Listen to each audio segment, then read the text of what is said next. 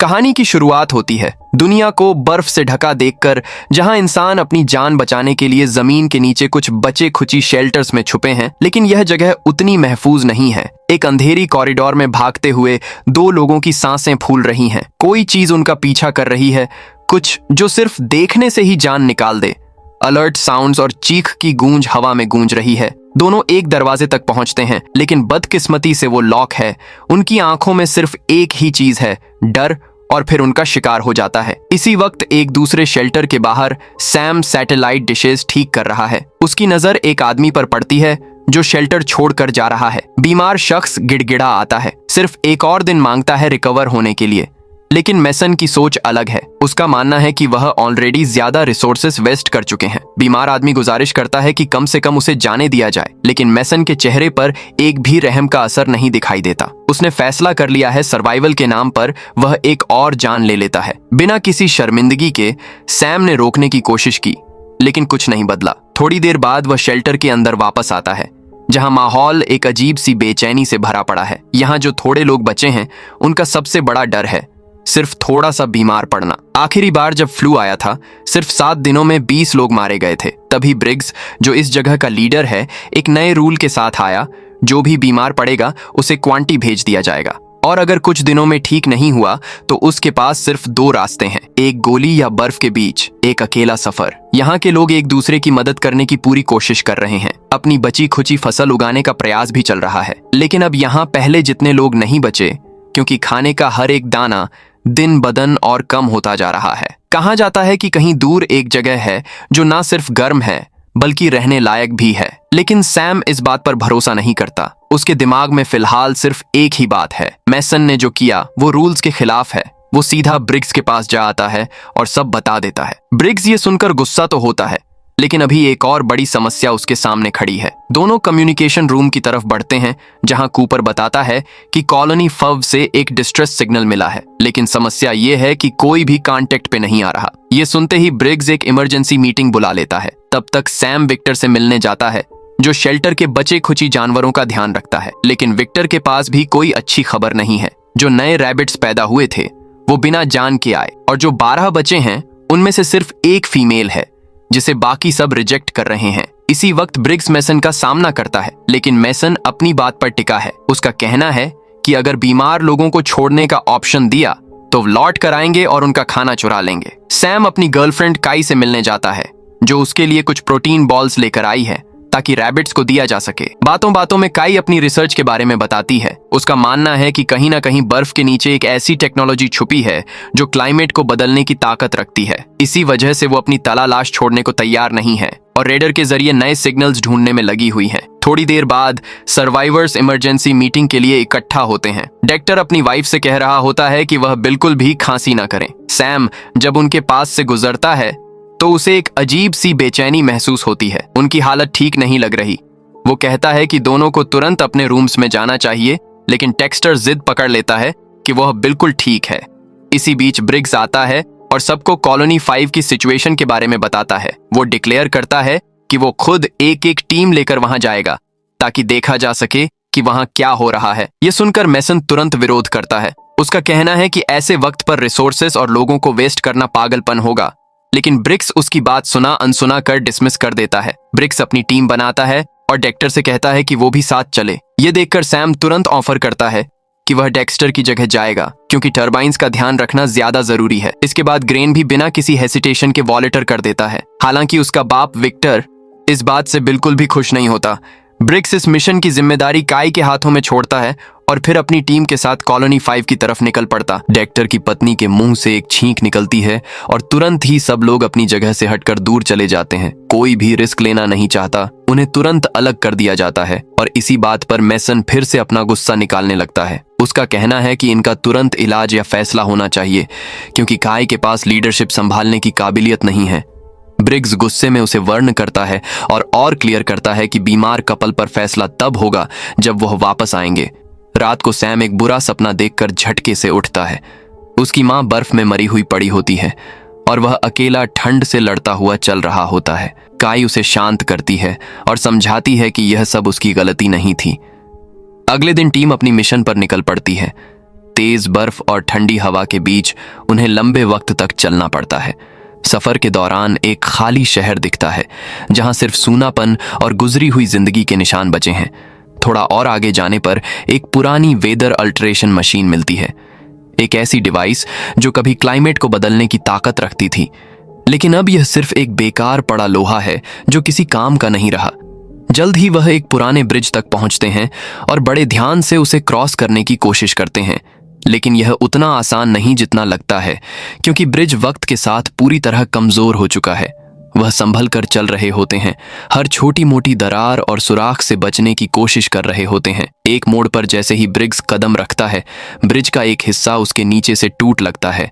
वह गिरने वाला होता है, लेकिन वक्त रहते अपने आप को संभाल लेता है। जैसे तैसे ब्रिज पार करने के बाद उनकी नजर एक गाड़ी पर पड़ती है जिसके पास एक बेजान शरीर पड़ा होता है। उसके हाथ में एक बंदूक होती है। जब वह और करीब जाकर देखते हैं तो उन्हें गाड़ी के अंदर एक पूरी फैमिली की लाश मिलती है। यह देखकर उन्हें समझ आता है कि उस आदमी ने पहले अपने परिवार को मारा और फिर खुद को खत्म कर दिया। लंबी दूरी तक बर्फ में चलने के बाद तीनों एक क्रैश हुआ। हेलीकॉप्टर देखते हैं। ठंडी और तेज हवा से बचने के लिए वो उसके अंदर छुप जाते हैं। रात को ग्रेन हेलीकॉप्टर के अंदर बैठे बैठे इस बात पर हैरान होता है कि एक वक्त था जब लोग इस तरह हवा में उड़ सकते थे। उसने कभी ना तो हेलीकॉप्टर देखा था, ना कभी किसी प्लेन को उड़ते हुए महसूस किया था। वो हैरानी से इस मशीन को देखता है और सोचता है कि जब यह आसमान में उड़ती होगी तो कैसा लगता होगा। ब्रिग्स अपने पोस्ट पर कॉल करता है ताकि कॉलोनी की हालत का पता लगा सके। कूपर बताता है कि डेक्टर और उसकी पत्नी की तबीयत और बिगड़ती जा रही है। मेसन बार बार यह बात उठाता है कि उनका चेकअप जरूरी है। इस बात से तंग आकर ब्रिग्स कूपर को परमिशन देता है कि अगर मेसन हद पार करे तो उसे रोका जा सके। रात के वक्त ग्रेसन एक पुरानी एडल्ट मैगजीन ढूंढ निकालता है और जैसे ही दूसरे लोग उसकी तरफ देखते हैं वह उस पर मजाक उड़ाने लगते हैं। ब्रिग्स हंसी मजाक के बीच एक और बात बताता है। ये जगह उस जगह के काफी करीब है जहां उसने सैम को बचाया था। इस बात पर ग्रेन क्यूरियस हो जाता है और सैम अपनी कहानी बताने लगता है। जब वह छोटा था उसका परिवार और कुछ दूसरे सर्वाइवर्स एक पुरानी कोल माइन में शरण ली बैठे थे। जब तक खाना था तब तक सब ठीक था, लेकिन जैसे ही सप्लाईज खत्म हुई लोग कुत्ते भैंसों तक को खा गए। आखिर एक दिन सैम के पिता और कुछ आदमी मदद ढूंढने सिटी गए, लेकिन कोई भी वापस नहीं आया। धीरे धीरे शेल्टर में भूख और बीमारी अपने पंजे गाड़ने लगी। सैम को लगा कि अगर उसने अपनी माँ और बहन को यहाँ से नहीं निकाला तो वो भी जिंदा नहीं बचेंगे। लेकिन जैसे ही वो निकलने वाले थे एक भयानक ब्लिज आया और उन्हें अलग कर दिया। उसके बाद उसने कभी अपनी माँ और बहन को नहीं देखा। अगर वो खुद भी बचा तो सिर्फ इसलिए क्योंकि ब्रिग्स ने वक्त रहते उसकी जान बचा ली। अगले दिन टीम कॉलोनी 5 तक पहुंच जाती है, लेकिन गेट के पास जाते ही सबके चेहरे ठंडे पड़ जाते हैं। वहां हर जगह खून के निशान बिखरे पड़े होते हैं। धीरे धीरे दरवाजा खोलकर वह अंदर जाते हैं। एक अजीब सी जलने की गंध पूरी जगह में महक रही होती है। नीचे बेसमेंट की तरफ जाते ही उन्हें और ज्यादा खून के धब्बे दिखाई देते हैं और जैसे ही एक और मोड़ आता है सबके पैर थम जाते हैं। ये वही कॉरिडोर है जो कहानी की शुरुआत में देखा था। कॉलोनी 5 में 50 लोग रहने चाहिए थे, लेकिन अंदर एक भी इंसान दिखाई नहीं देता। ये बात सबको अजीब लगती है। ब्रिग्स सुरक्षा के लिए ग्रेडन को एक बंदूक देता है और टीम धीरे धीरे आगे बढ़ने लगती है। हर कॉरिडोर से गुजरने पर सिर्फ खून के धब्बे और बर्बादी नजर आती है। जब ऐसा लगने लगता है कि शायद यहाँ कोई भी जिंदा नहीं बचा, तभी एक बंद कमरे से हल्की सी आवाज सुनाई देती है। सैम तुरंत लॉक तोड़ता है और जैसे ही दरवाजा खुलता है एक बेहोश आदमी जमीन पर पड़ा दिखता है। जैसे ही वह उसके करीब जाते हैं आदमी चिल्लाने लगता है जैसे कोई उसे मारने आया हो। आदमी धीरे धीरे शांत होता है और अपना नाम बताता है। लीलैंड पिछले कई दिनों से यहाँ बंद है।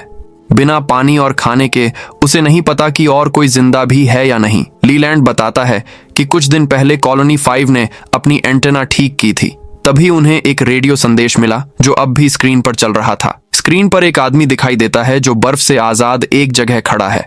वो बताता है कि उसकी टीम ने एक पुरानी वेदर मशीन रिपेयर कर लिया है, जिस वजह से उस जगह की बर्फ पिघल गई है। अब वहां हरी भरी जमीन है जिसमें फसल उगाई जा सकती है। लेकिन असली दिक्कत ये नहीं थी। उनका सिग्नल डिस्टर्ब हो जाता है और सिर्फ आधा मैसेज ही कैप्चर हो पाता है। लीलेम बताता है कि उन्होंने उस सिग्नल को ट्रैक किया और एक टीम को उस जगह का पता लगाने भेजा, लेकिन उन्हें वहां पहुंचने से पहले ही एक खौफनाक चीज मिल गई। वो कॉलोनी 5 तक उनका पीछा करती रही। सम तुरंत मैप निकालता है और लीलैंड से उस जगह का एग्जैक्ट लोकेशन बताने के लिए कहता है। ब्रिग्स कहता है कि वो लीलैंड को अपने साथ ले जाएंगे ताकि वह और ज्यादा बता सके, लेकिन लीलैंड डर से कांपने लगता है। ज्यादा वक्त बर्बाद किए बिना वो रूम से जितना हो सके उतना सामान उठाते हैं और कॉलोनी के अंदर संपर्क करने की कोशिश करते हैं, लेकिन सिग्नल नहीं मिलता। वो लीले को साथ चलने के लिए कहते हैं, पर तभी कॉरिडोर से अजीब सी आवाजें आनी शुरू हो जाती हैं, जैसे कोई भागते हुए आ रहा हो। लीलैंड डर के मारे चिल्लाता है और वापस कमरे के अंदर दौड़ जाता है। दरवाजा अंदर से लॉक कर लेता है। अब तीनों अकेले हैं।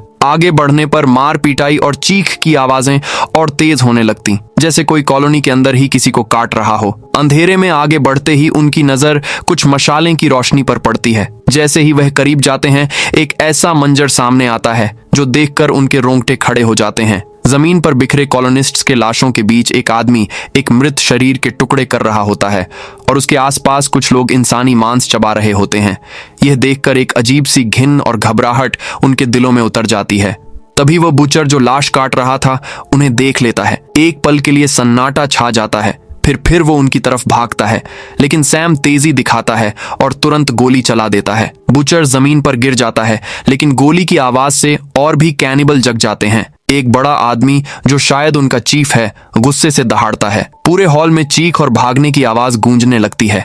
सैम चीफ के कान पर गोली मारकर उसे रोकने की कोशिश करता है और एक और कैनिबल को खत्म कर देता है, लेकिन ये लोग बहुत ज्यादा हैं। ब्रिग्स इस भीड़ को रोकने के लिए एक डायनामाइट की स्टिक फेंकता है जो धमाके के साथ बड़ी आग लगा देता है। इस भगदड़ के बीच ग्रेडन थोड़ी लापरवाही कर बैठता है और ग्रुप से अलग पड़ जाता है। जब तक उसे समझ आता है तब तक नरभक्षी उसके आसपास गिर चुके होते हैं। वो उसके ऊपर टूट पड़ते हैं। ब्रिग्स और सैम तुरंत पहुंचते हैं और एक एक कैनिबल से टकरा जाते हैं। यह एक जीने मरने की जंग बन जाती है जिसमें वह हर एक शिकारी को खत्म कर देते हैं। लेकिन जब उनकी नजर ग्रेडन पर पड़ती है तब तक बहुत देर हो चुकी होती है। वह जमीन पर बेजान पड़ा होता है। ब्रिग्स और सैम को अब आगे बढ़ना ही था। जैसे ही वो सीढ़ियां चढ़ने लगते हैं, सैम एक कैनिबल पर गोली चला देता है, लेकिन तभी उसकी गोलियां खत्म हो जाती हैं। सैम अब बिना हथियार के रह जाता है। स्थिति और नाजुक ना हो, इसलिए ब्रिग्स तुरंत सीढ़ियों को तोड़ देता है ताकि नीचे से कोई भी उनका पीछा ना कर सके। लेकिन एक कैनिबल तो पहले से ही वहां पर था। वो ब्रिग्स पर टूट पड़ता है और दोनों के बीच एक जानलेवा जद्दोजहद शुरू हो जाती है। हर एक मुक्का, हर एक वॉर ब्रिग्स की ताकत को कमजोर कर रहा था, लेकिन वो हिम्मत नहीं हारता। बहुत मुश्किल से एक पल का मौका मिलता है और ब्रिग्स गोली चला देता है। वो कैनिबल चिल्लाता हुआ नीचे गिर जाता है। तभी नीचे से और भी कैनिबल आ जाते हैं जो ये सब देख लेते हैं। उनका चीफ गुस्से से दहाड़ नहीं लगता है। ब्रिग्स और सैम बिना वक्त गवाए तुरंत बाहर निकलते हैं। जैसे ही वो बाहर पहुंचते हैं, ब्रिग्स टावर के एंट्रेंस पर डायनामाइट फेंकता है। एक तेज धमाका होता है और पूरी टावर गिरने लगती है। कॉलोनी का रास्ता अब हमेशा के लिए बंद हो चुका था। ठंड और बढ़ने लगी थी। दोनों बर्फ के बीच लंबे समय तक चलते रहे, जब तक उन्हें फिर से वो हेलीकॉप्टर नहीं दिख गया जिसमें पहले रात बिताई थी। ब्रिग्स फैसला करता है कि वो यहीं रुकेंगे क्योंकि सर्दी अब और भी तेज हो गई है। हेलीकॉप्टर के अंदर सैम और ब्रिग्स कैनिबल्स के बारे में बात करते हैं।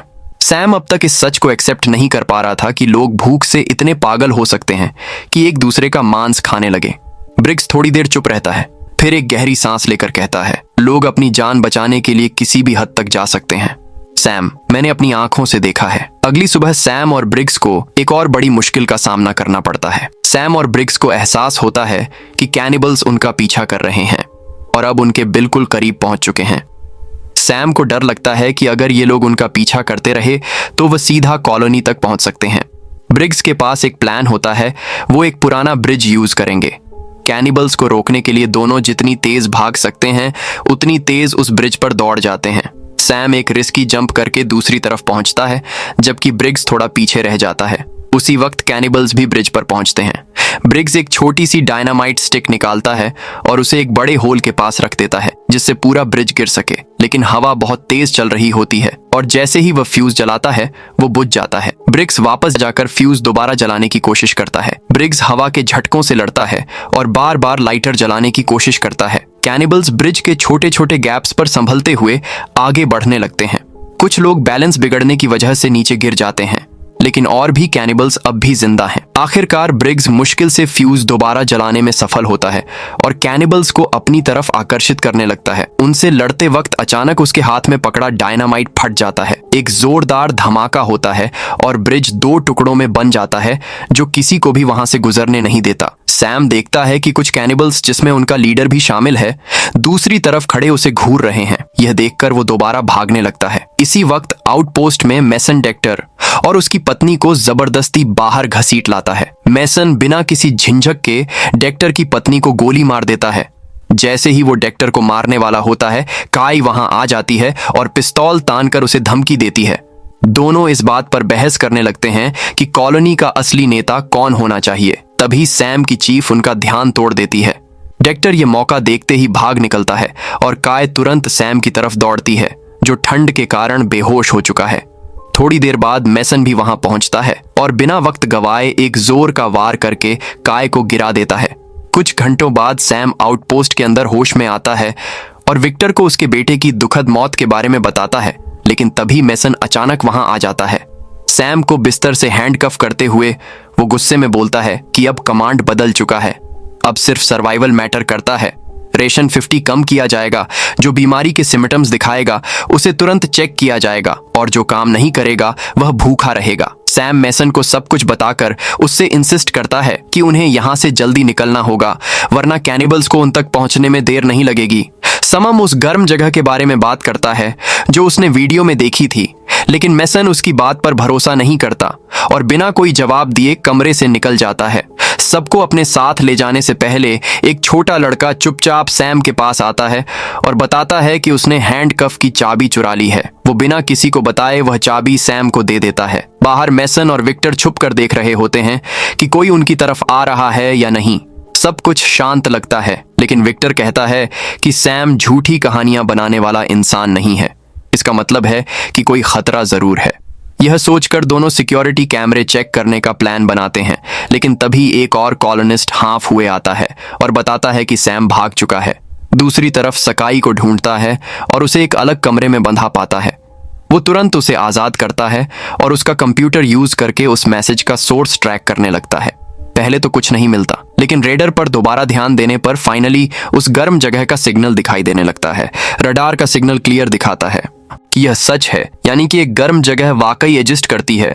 सैम और काई जितने सीड्स अपनी बैकपैक्स में भर सकते हैं भर लेते हैं और सबको वन करने के लिए भागने लगते हैं, लेकिन तभी मेसन और उसके ग्रुप उन्हें घेर लेते हैं। लेकिन तभी अचानक बाहर एक जोर का धमाका होता है। सब लोग सिक्योरिटी कैमरा देखने के लिए दौड़ते हैं और जो दिखता है वो उनके होश उड़ा देता है। कैनिबल्स दरवाजे तोड़ने की कोशिश कर रहे होते हैं और उनका लीडर एक वार्निंग देने के लिए डेक्टर का सर उठाकर दिखाता है। फिर एक झटके में कैमरा तोड़ दिया जाता है। अब सैम फाइनली मेसन को कन्विंसिंग वक्त गवाए इंस्ट्रक्शंस देता है। जो भी गन चलाना जानता है वह हथियार उठाए और जो नहीं जानता वह वॉल्ट में छुप जाए। कूपर सब कॉलोनिस्ट्स को वॉल्ट तक ले जाता है और दरवाजा लॉक कर देता है, जबकि हथियारबंद ग्रुप कॉरिडोर में इकट्ठा हो जाते हैं। दरवाजा तोड़ने वाले कैनिबल्स का सामना करने के लिए तभी पूरी जगह की लाइट्स एकदम से बंद हो जाती है। जब वापस जलती हैं तो दरवाजा खुला होता है, लेकिन सामने कोई नहीं दिखता। शेल्टर के अंदर अजीब सी आवाजें गूंजने लगती हैं और अचानक एक कैनिबल एयर डक्ट से निकलकर सीधा कूपर के मुंह पर आ गिरता है।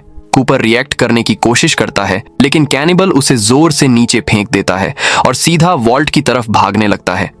लेकिन वॉल्ट के अंदर छुपे कॉलोनिस्ट समय पर दरवाजा बंद कर देते हैं और कैनिबल अंदर घुस नहीं पाते। दूसरी तरफ एक कॉरिडोर में एक बेचारी लड़की बचाव ढूंढ रही होती है, लेकिन एक कैनिबल उसे ढूंढ लेता है और बिना किसी दया के उसका काम तमाम कर देता है। तभी एक और हमला होता है। कैनिबल्स एयर डक्ट्स के थ्रू चुपके से आर्म्ड ग्रुप पर टूट पड़ते हैं।